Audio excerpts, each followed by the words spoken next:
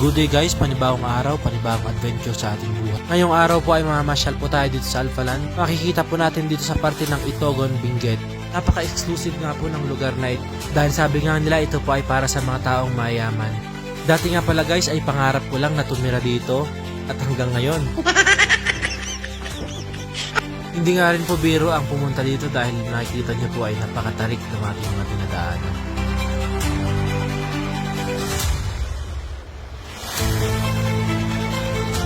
Shoutout nga pala kay Nehemiah Sakayanan at kay Christian Galang. Sila po yung mga kaibigan ko na nakasama natin na tumakbo dito nung huli nating pinuntahan ito.